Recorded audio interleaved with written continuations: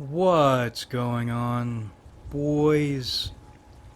We are in a definite life playlist period for the next, hopefully short, however long. Let me set the stage because today has been a long day and you need context for the point we're getting at. Mother's side of the family. My grandfather and my great-grandfather lived in New York during the Great Depression. I know my great-grandmother died, but I'm not sure how. My great-grandfather hung himself and left my grandfather orphaned. The details of how my grandfather came up after that are hazy, but I know he joined the Navy during World War II at the age of 17. Lied about his age to get in because he loved his country so much he wanted to fight and was willing to die for it. Following that, he does some merchant marine stuff, gets a pilot's license, starts flying planes, sometimes does some trucking. He gets married, realizes he's going to have kids, and buys a large chunk of land. Now, it's mostly bad, swampy land, but it's his. And then it becomes ours as a family because he moves everyone onto it, and most people growing up there or moved in there want to stay. Some people, not even related to the family, living there. So everybody's living on it and helping pay for it. My grandfather and my grandmother have 4 kids. Oldest son, the shining star of the family, doing all sorts of cool stuff, dies at age 25, earning some kind of pilot's license or renewing it. Plane crash. Family gets fucked up. He becomes a mythical figure, I think deservedly, even though I don't know him, so how can you know? I'm gonna believe it. And never exactly recovers from the loss, the family. Oldest daughter gets hooked on drugs and runs off. Youngest son gets terrified of loss, I think, and decides never to have children. Dedicates his entire life to earning as much money as possible to maintain the property because it's becoming harder and harder to maintain. So around now, I'm alive. Grandmother dies unexpectedly during a minor surgery. And by now, the property is almost completely vacated. Even though my uncle is still making this money and helping pay to keep the property up, he's not living there because his wife doesn't want to live there. Everybody else is gone. Just my grandfather, then my mother and my father and I. And me. Yeah, it's me. No, it's I. Yes. Right, and we are all Southern America #1, no matter what sorts of people. Then my grandfather dies, and everything is all screwy. Drug aunt hasn't paid a dime in money or in sweat maintaining the property, yet she inherits a third of it. And just my uncle and my mother are maintaining the property. Then 2 things happen in short order. Firstly, the government tries to eminent domain our property to build a pipeline. It's not actually the government doing it, but the government allows certain companies to use eminent domain just to take land. And none of us knew that. None of us America lovers knew that beforehand. And they wouldn't take all the property, but they would cut a line through it, and they would cut a line through places we were using. And there are many rules for having a pipeline through not your property, but around your property, because it's not your property, they took it.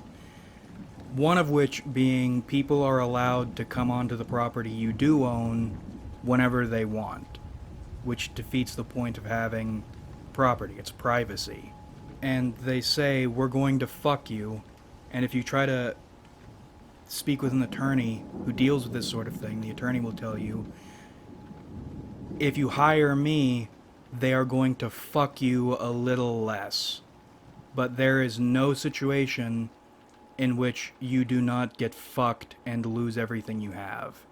And that realization shocks the few blooded members of our family and starts changing their minds about some things. Then the next thing happens. So my mother was getting older at the time, and I've learned people don't hire or tend not to hire older people even though they're supposed to.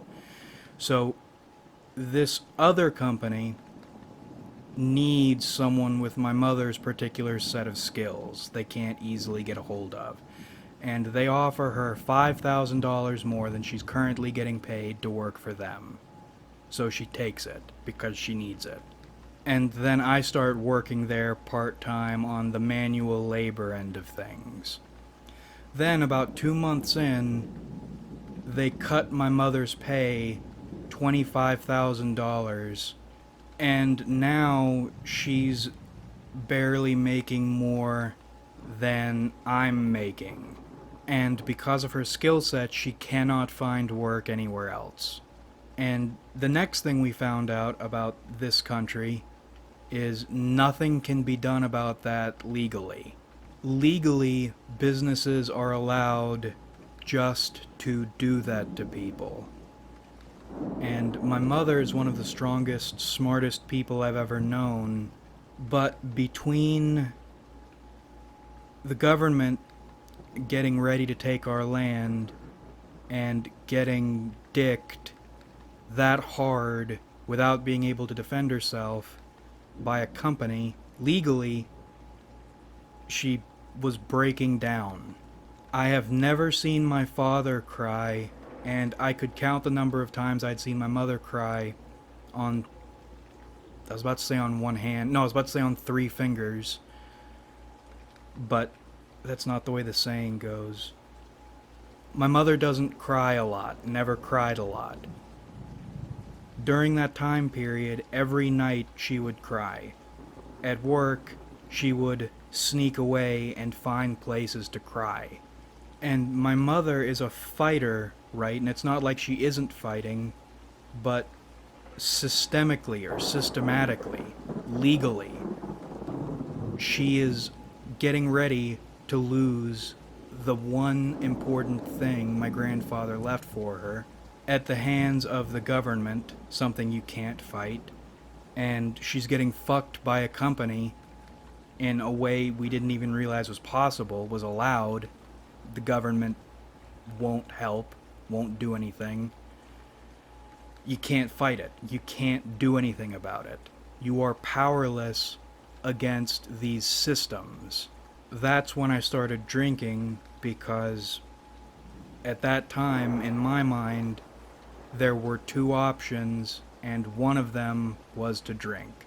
Then, a little while later, a few years later, something bad happened that I would like to talk about one day once I am rich and famous and maybe a little protected, but not really, because I was stupid, and even with everything that happened, I still believed the government, or at least the idea, quotes, the word, keyword, the concept of America was still on people's sides.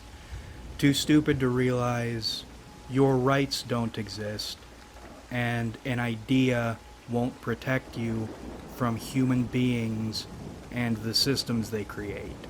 Even if you are a law-abiding patriot, following the law to the letter and believing everything everyone feeds you, you are 1 second away in your home, following every law you know, believing everything you're supposed to believe, from someone walking up and fucking you in your own home permanently. And if you try to warn people about these things, they will dismiss you, and in fact, they will double down on what they already believe. The positive things they believe about these systems, about these concepts, the ideas of these systems, because they haven't had real experiences with them, even though they are one step away from these experiences at any time, anywhere. It's like everyone has a bomb collar around their neck, and you try to tell them they have a bomb collar around their neck. They tell you you're stupid, and then they do things that will risk blowing you both up. Maybe it isn't like that in other countries, but it's like that in America, and the degree of fear and powerlessness you walk around with experience, knowing what could happen, knowing nobody knows or nobody cares, it's overwhelming. So that is level 1 of context. Level 2 of context. Eminent domain is like cancer. Right now, it's in remission, and we're trying to pull some Kaiser Soze shit and remove the problem before it can remove us. So I was right about my car. Paid those dickheads to give it a once-over and tell me everything was going to be okay, make everything good, and they didn't. So I'm over $1,000 in repairs now to keep this thing operational. And I'm living in a ghost town. The land I grew up on, it was kind of like a compound situation, but not entirely. Everyone is gone. There are empty trailers. Trailer trash. That is Skimmerlit's blood. There are no animals. There are no familiar faces. There are no kids. There's nothing. And the trailer I'm living in, there's no washer and dryer. No waste disposal. Thank God we have electricity and internet. And we have those two only because people use this specific trailer as a kind of in-between getaway sort of thing until the Kaiser Sozeing is done. So I'm washing my clothes with this industrial washboard sink, and I know I'm doing it wrong, but I'm doing everything I can to make the process right, and I somehow managed to make my clothes stink worse than before I put them in. I don't know how that happened, but it's like it's cursed. It's like this place is cursed. I woke up with, I don't think it's a maggot, I don't know what it was, but it was this white worm on my head. Scared the shit out of me, have no idea where it came from. Terrified on an animal level, because how the fuck did this fucking white worm get on my head? Terrified on a supernatural level, I'm trying to rational my way out of, even though I tend to like that sort of shit, because if it is an omen, that's a freaky omen. I don't know what that means. Probably doesn't mean anything, right? There's no way it could mean anything, because that type of shit doesn't exist, even though I tend to believe in that sort of stuff because we're arrogant and we think we know more than we actually know, unless it's something like that, something spooky that now I want to rational my way out of. But anyway, so I get it's tire work. I had a feeling it was tire work, that was something wrong with my car, something wrong with my tires. Got that fixed. First thing I do is go to my grandfather's grave, where my grandfather is buried, my grandmother is buried, and my oldest uncle, the one who died in a plane crash, is, I think he's technically buried there. He might actually be buried there. I'm not sure. I think it is actually buried. But one of the things I do is for Christmas each year, just as, here's how fucking slimy and shitty your boy Skimmerlit is. If you want to seem like you care, grave maintenance is the way to go. Because most people won't do it. You can do it on your time, and it's not that bad. It's not that stressful, it's not a whole lot of work. So each year for Christmas, because I'm so nice, because I'm such a good family member, I go out there and I clean up those graves. And I'm feeling like a piece of shit because I couldn't do it last year because of that thing I'm not wealthy or famous enough to talk about safely.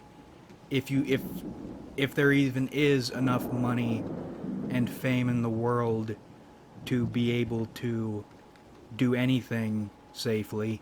But I go out there and I clean them up, and I'm in my hometown again, and I am just hating everyone I see.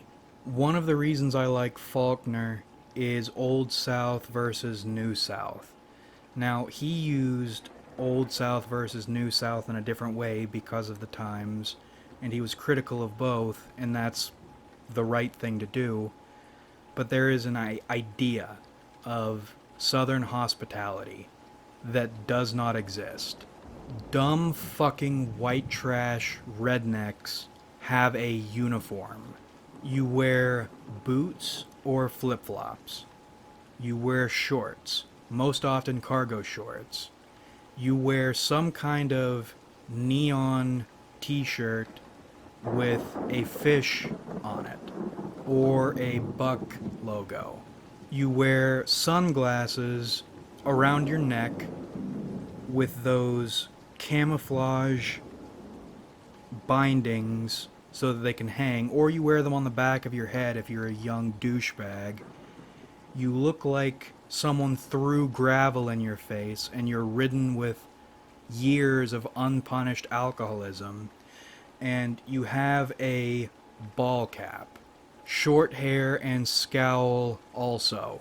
If you don't dress like that and start almost every conversation with some kind of hateful line about somebody not dressing like that, not looking like that, not thinking like that, you are an enemy.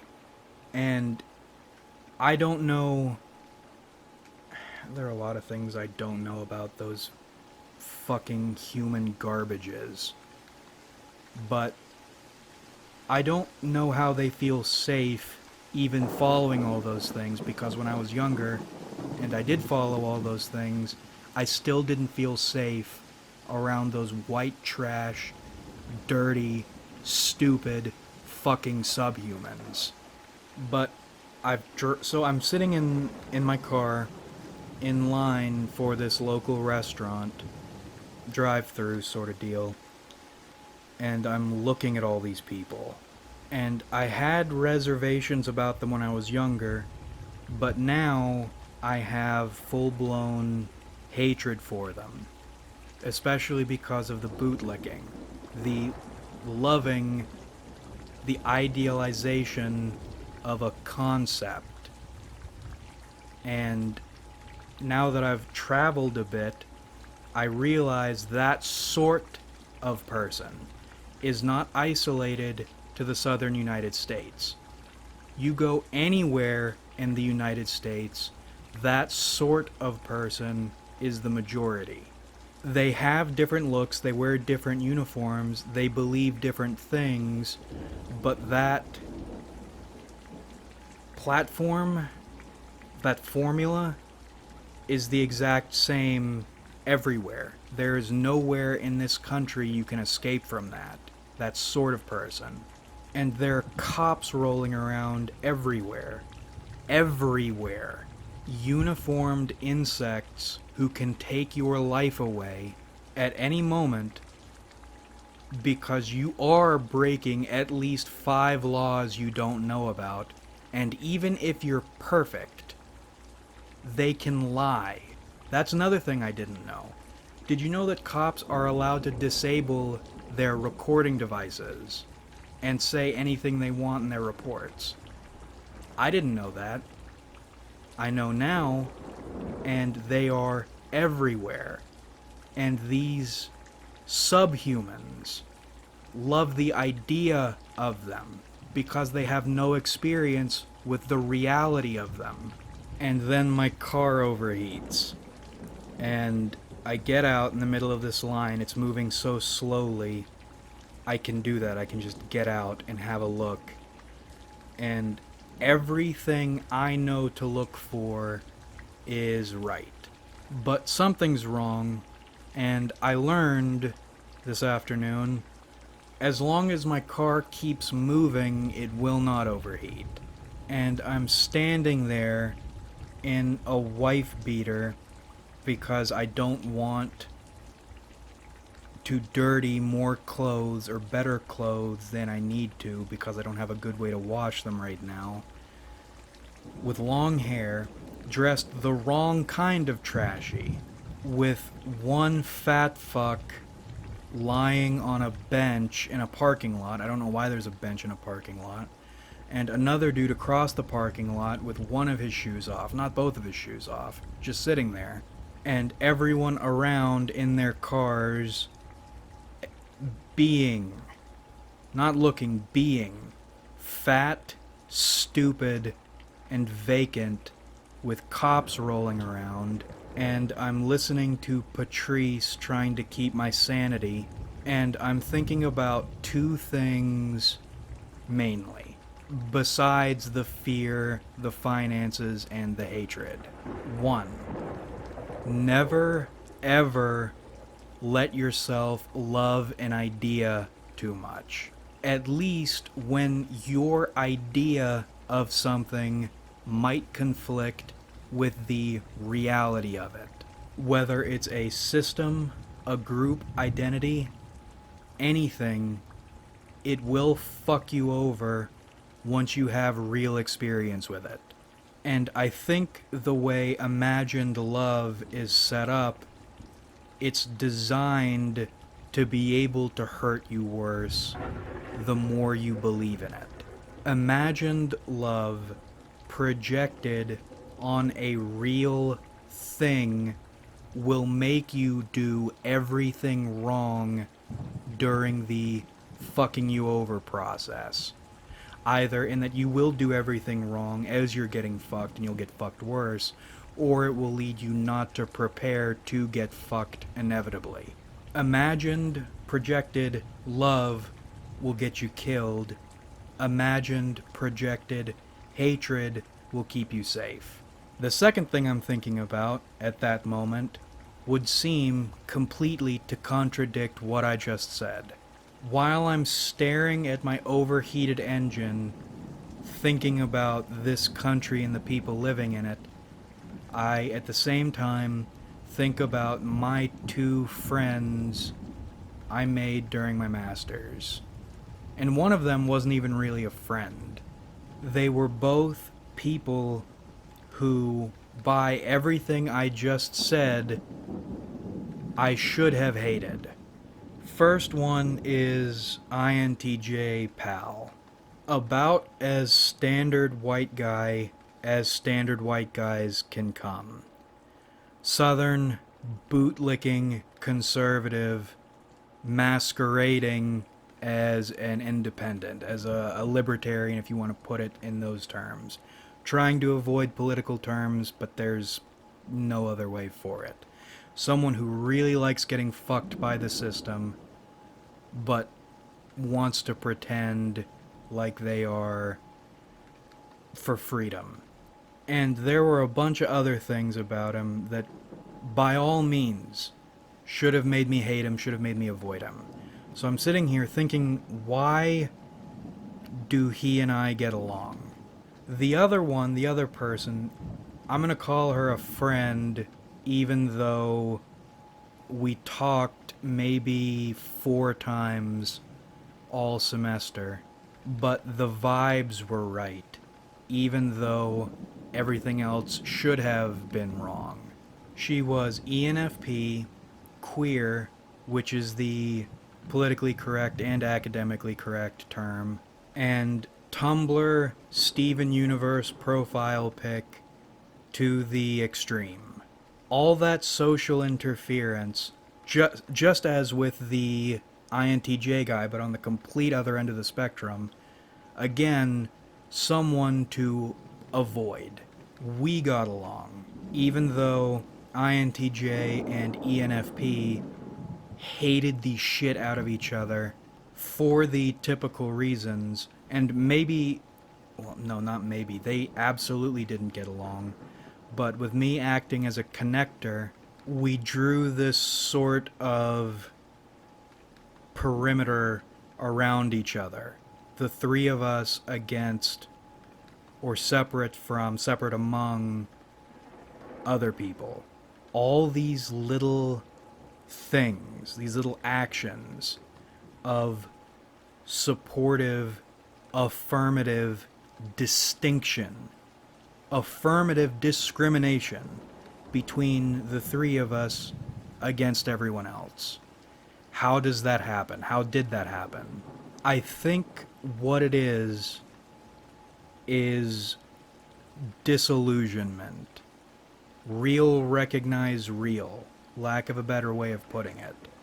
Despite all INTJs hemming and hawing about how great America is, about how great authoritarianism is, he got repeatedly and traumatically fucked by the system.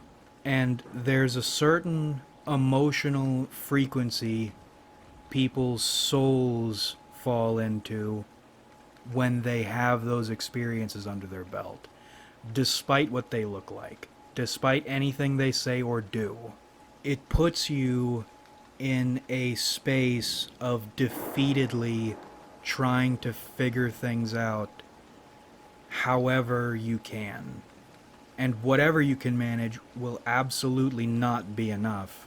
And everyone's methods will look different, but the objective is to figure out what, oh my God, what is happening, and please God, what can I do about it?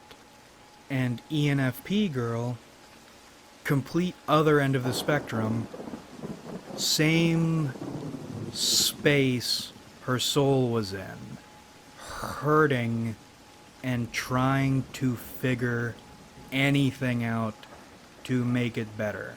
And she was funny because she was a content creator, and a trend I'm noticing is with real content creators, it's like, let's reach an unspoken agreement never to talk to each other about what we do and where we do it.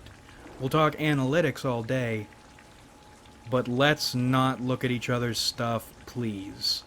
After knowing those two, one of the things I've been practicing is desensitizing myself to ideas, slogans, buzzwords, imagery that would make me disregard someone before getting to know them. I like cultivating hatred because it keeps you safe, but I do not like letting hatred override my better judgment. For me, walking that line from the outset is easier than I thought it would be, because real recognizes real. Vibes.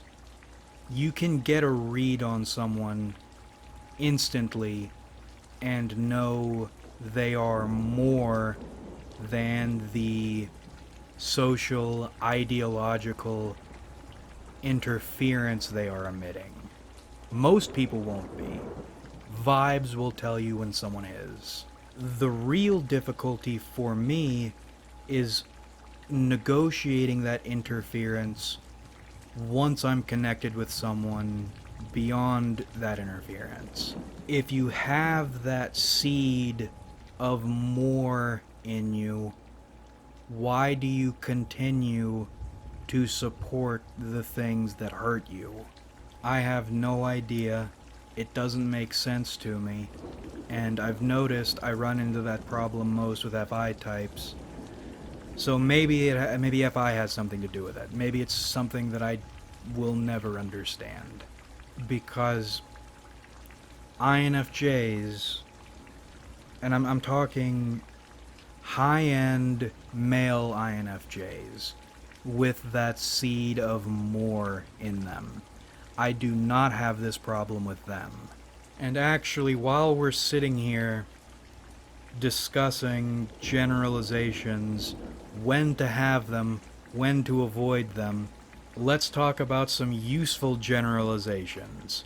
Ones I like, but try not to let limit my perspective. This should go without saying, but everyone discussed here will be high-end with seeds of more. Male INFJs are terrific. Good INFJ males have extreme anger issues. MBTI doesn't talk about that. INFJs are these pure, mystical, helping people. Maybe they are, but they're also angry bastards when they're at their best. They will get you good reads on people, reliable reads on people, and those are rare. Not all INFJ reads are good, I've found. The highest of the high-end INFJs can get almost perfect reads on people. As in, they tell you something and you trust it and it works out. They can give you advance notice on people, what's going to happen, why it's going to happen, or if you're trying to figure someone out, they can give you alternative perspectives to chew on, and they will keep you operating right. And they will communicate their criticism perfectly because they won't communicate it. They will, instead of attacking you or telling you some stuff, they will rather not participate in uplifting you or supporting what you're doing. And that, their non-participation, communicates everything you need to know. And when they do that, when you have an INFJ you trust and they do that, that is an indicator you might want to adjust something about yourself or what you're doing. Next useful generalization, high-end female ENTJs. They've gotten socially and emotionally, probably traumatically, bludgeoned into reflecting on themselves and fixing themselves, or at least trying to, because they're never going to fix themselves, but they will get further than most other ENTJs will, especially male ENTJs. Now, that isn't always the case, but we aren't going to talk about low-end female ENTJs for the same reason we aren't going to talk about female INFJs, low-end INFJs, or low-end any type, because we're trying to be positive right now. High-end female ENTJs know how to do things and are interested in helping you learn how to do things. At the same time, they hedge against their own sociopathy. They know they have an inclination to be mean cunts, and they are trying not to follow that inclination. That makes them relatable, actually, and easy to get along with. I put ENTJs down a lot because you need to if you want to help them. But if I were speaking with an alien civilization and they wanted to see the full spectrum of what a human is at their best and at their worst in one person, I would show them a traumatized female ENTJ. You're going to get every aspect of humanity out of them in probably 1 month. Another good generalization, high-end humans, quotes, as I would define humans. The NESI spectrum means we can understand each other, and their FI is in a good spot. It isn't running the show from the front or from the rear. Dominant FI and tertiary and inferior FI are insufferable. And I'm just now picking up on a trend. I think male FI is something I have a problem with. I'll need to think about why, but I'm, again, just now realizing I do not get along with many male FI types. They fucking bug me. Versus male FE types, whom I tend to get along with without many troubles, at least at the higher levels. I don't have a whole lot to say about high-end female ENFPs because they are what I think, or one of what I think, a standard human should be.